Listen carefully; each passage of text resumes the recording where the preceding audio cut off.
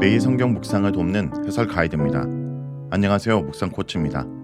함께 읽고 나눌 말씀은 전도서 9장 11절에서 18절까지 말씀입니다. 전도자는 인생의 성공이 능력으로부터 당연히 비롯되는 것이 아니라 때와 기회에 달려있다 합니다. 이어서 전도자는 지혜의 무익함과 지혜로도 할 수 없는 일들을 열거합니다. 17절에서 지혜를 칭송하는 전통을 긍정하고 18절에서는 이 교훈을 인정하는 동시에 상대하고 있습니다. 11절에서 12절 읽겠습니다. 내가 다시 해 아래에서 보니 빠른 경주자들이라고 선착하는 것이 아니며 용사들이라고 전쟁에 승리하는 것이 아니며 지혜자들이라고 음식물을 얻는 것도 아니며 명철자들이라고 재물을 얻는 것도 아니며 지식인들이라고 은총을 입는 것이 아니니 이는 시기와 기회는 그들 모두에게 임하니라. 분명히 사람은 자기의 시기도 알지 못하나니 물고기들이 재난의 그물에 걸리고 새들이 올무에 걸린 같이 인생들도 재앙의 날에 그들에게 호련히 임하면 거기에 걸리느니라. 11절에서 12절은 인간의 지혜는 제한적이다 라고 말합니다. 전도자는 자신의 능력을 한껏 높이는 전문가들, 즉 경주자, 군사, 지혜자와 명철자와 지식인들의 왕성한 활동들을 나열하고 있습니다. 하지만 그들이 자신의 영역에서 전문가일지라도 할 수 없는 한계가 있다라는 것을 강조하고 있습니다. 의외로 인간의 능력과 노력이 항상 성공과 일치하는 것은 아닙니다. 능력과 재능이 있는 사람은 마땅히 그가 받을 상을 기대할 수 있습니다. 그러나 그러한 것들이 언제나 그를 기다리는 것은 아닙니다. 살아있기에 모든 것을 할 수 있는 소망이 있다지만 누구나 자신이 원하는 모든 것을 가질 수는 없다라는 것입니다. 달리기 능력이 탁월해도 모든 경주자들이 1등을 할 수는 없지 않습니까? 이길 확률이 높을 뿐이지 언제나 선착하는 것은 아닙니다. 또한 군사들이 완전 무장과 최신식 무기를 가졌다고 하더라도 모든 전쟁에서 승리할 수는 없습니다. 모든 일에는 예측할 수 없는 변수들이 존재하기 때문입니다. 한편 나머지 세 영역, 지혜로운 자, 명철한 자, 통찰력에 있는 자는 모두 인간의 지력과 관련이 있습니다. 히브리 지혜의 전통에서는 지혜가 있는 자는 부를 얻는다 믿습니다. 전통적인 지혜는 삶의 현장에서 성공을 얻기 위해 요구되는 인간의 능력과 재주에 대해 낙관적입니다. 하지만 전도서 기자는 지혜나 명철을 지닌 사람이라 해서 그들이 원하는 재물과 일용할 양식을 마음껏 얻을 수 있는 것도 아니라는 사실을 관찰합니다. 전통적인 인과응보적 사고와는 달리 물질이나 정신적인 보상이 언제나 보장되는 것은 아님을 강조합니다. 그렇다면 삶의 성공을 좌우하는 것은 무엇일까요? 전도자는 시기와 기회가 바로 그것이라 말합니다. 모든 일에는 때와 기회가 있습니다. 사람들이 보기에 우연히 일어난 것 같은 사건들이 실제로는 때가 있었다는 말입니다. 결국 그 모든 일에 하나님의 간섭이 있습니다. 그런데 문제는 그 시간에 대해서 인간이 아는 바가 전혀 없다라는 것입니다. 즉, 비극의 때가 언제인지 인간은 예지할 능력이 없습니다. 그래서 사람은 비극을 맞이하는 것입니다. 전도서 기자는 인간의 형편을 새와 물고기에 비유하기 시작합니다.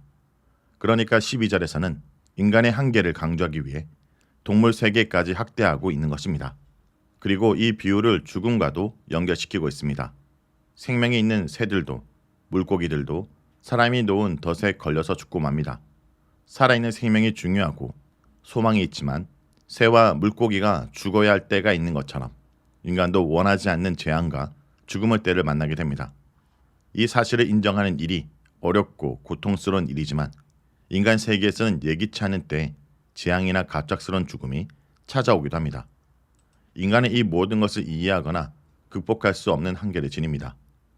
이 역시 인간이 인정해야 하는 하나님의 질서요, 하나님의 일입니다. 그러니 인간은 자신의 능력을 자만하지 말아야 하고 모든 일에 때를 살펴 행동해야 합니다. 그렇게 조심한다 해도 우리는 우리 앞에 언제 재앙이 닥칠지 알 수 없는 사실을 인정하며 삶에 주어진 길을 걸어가야 합니다. 13절에서 18절 읽겠습니다. 내가 또 해 아래서 지혜를 보고 내가 크게 여긴 것이 이러하니 곧 작고 인구가 많지 아니한 어떤 성읍에 큰 왕이 와서 그것을 에워싸고 큰 흉벽을 쌓고 치고 잘 때 그 성읍 가운데 가난한 지혜자가 있어서 그의 지혜로 그 성읍을 건진 그것이라. 그러나 그 가난한 자를 기억하는 사람이 없었도다. 그러므로 내가 이르기를 지혜가 힘보다 나으나 가난한 자의 지혜가 멸시받고 그의 말들을 사람들이 듣지 아니한다 하노라. 조용히 들리는 지혜자들의 말들이 우매한 자들을 다스리는 자의 호령보다 나으니라. 지혜가 무기보다 나으니라. 그러나 죄인 한 사람이 많은 선을 무너지게 하느니라.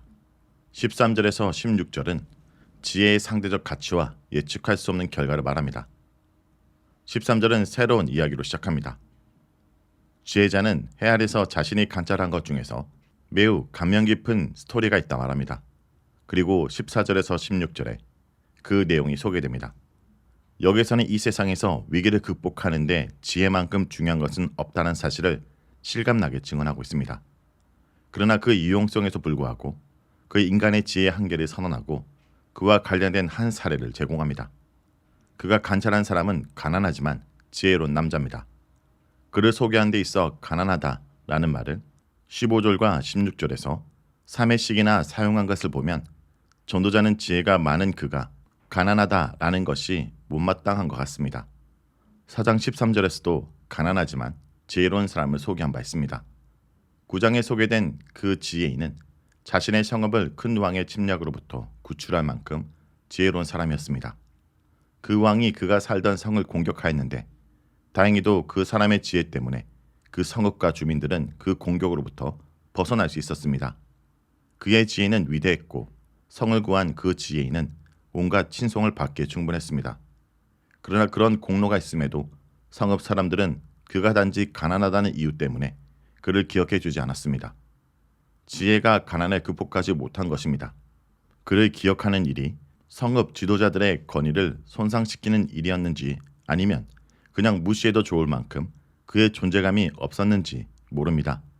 어쨌든 그의 공로는 묻히고 말았습니다. 지혜자는 그 이유를 그의 가난으로 돌리고 있는데 이것은 당시 물질 숭배 사상이 얼마나 심각했는지 알 수 있는 대목입니다. 당시 인간의 가치가 모두 경제적 가치로 추정되었다는 것을 보여줍니다. 그의 지혜와 업적이 가난의 현실 앞에서 무너지고 맙니다. 대신 무능하고 어리석은 사람이 높은 자리에서 존경을 받고 있으며 반대로 공도를 쌓은 지혜로운 사람은 낮은 자리에 앉거나 버림받은 존재가 되었습니다. 이것이 전도자가 본 그 시대의 지혜와 현실의 충돌이요 모순입니다. 오늘날에도 이 사회에서 어렵지 않게 볼 수 있는 광경입니다. 그럼에도 불구하고 전도자는 지혜의 가치를 포기하지 않습니다. 즉 지혜는 무기보다 낫다라는 것. 이것은 지혜의 비밀이기도 합니다. 인간의 지혜가 때로는 사람들에 의해 무시되고 잊혀지고 힘을 발휘하지 못할지라도 지혜의 가치는 결코 작지 않다는 것을 암시하고 있습니다.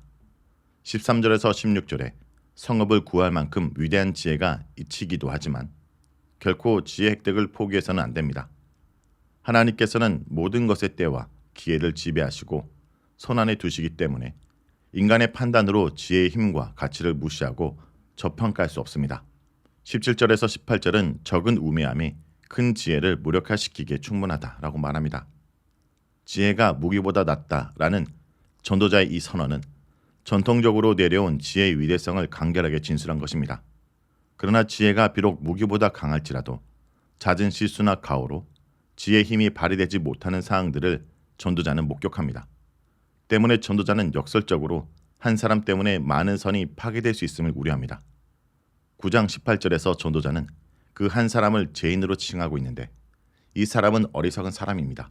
지혜를 소유한 사람조차도 때때로 자신의 실수 때문이든 혹은 다른 사람의 의도적 방해 때문이든 평생 쌓은 지혜가 한순간에 무너질 수 있음을 말해주고 있습니다.